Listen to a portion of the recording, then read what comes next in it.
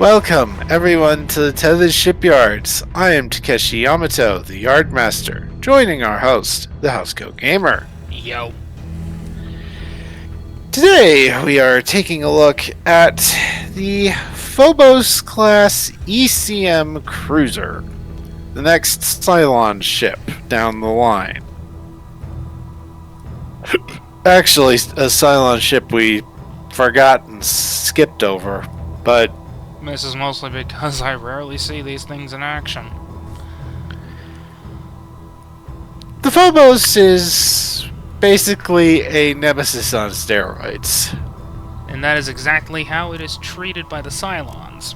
It has more firepower, a small hangar bay, and of course the same capabilities as, well, every other ship in the fleet. There is one massive difference, however. It can perform a tactical jump. Huh.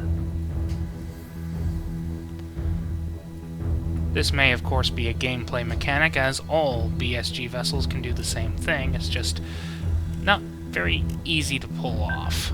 Calculating. Yeah. Now, it Yes. was developed mostly because the Colonials kept blowing up Nemesis-class corvettes. And the Cylons decided, this is not logical, we need more bullets. So it does the same job, it's just bigger and more heavily armed. Yeah. Projectiles bearing constant. Revenue hull compromised. Cylon unit has been terminated. Boy. Yeah, I think I optimized this attack fleet a little too well. Oh well. Yeah, the Phobos' job is basically just to hack things. Yeah. So, stat-wise. Revenue hull compromised. I am unsure whether to make this thing scale 5 or keep it at scale 4, just because of Cylon crew sizes. But for the purposes of the document, I'll boost the scale up to 5 and give it an extra point in comms. So comms 7, computer 7, engine 7, sensors 5, structure 5, weapons 5. Phobos hull compromised. Kratos hull compromised. Your own recognizance as to whether you want to keep it like that or take away or reduce the scale back down to 4. In that case, I would remove a point from the engines because this thing isn't quite as fast and maneuverable. Department modifiers: 2 points in engineering, 1 point in science. The Nemesis had a point in con, but again, this thing isn't quite as maneuverable. Kratos hull compromised. Yeah, this is definitely gonna end badly for me. For the weapons, it has medium kinetic cannons, basic missiles, and nuclear missiles. For talents, it has electronic warfare systems and extensive hangar bays. For special rules, it has the standard Galactica rules. Propulsion system, jump drive, reinforced hull plating, and rugged design. Squadron is offline. Cerastes hull compromised. Yeah, you can tell I am not a Cylon player. Yeah. He mostly does the Colonials and even then mostly the campaign. Cerastes unit offline.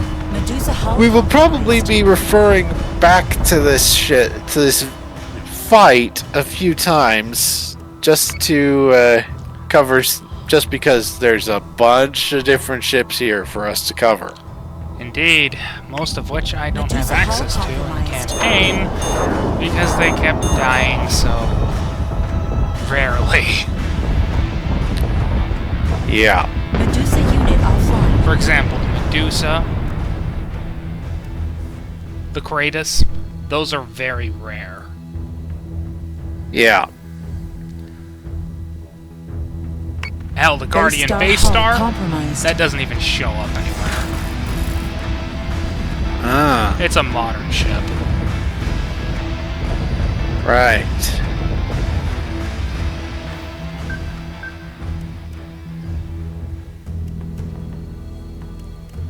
But yeah, that's the Phobos-Class.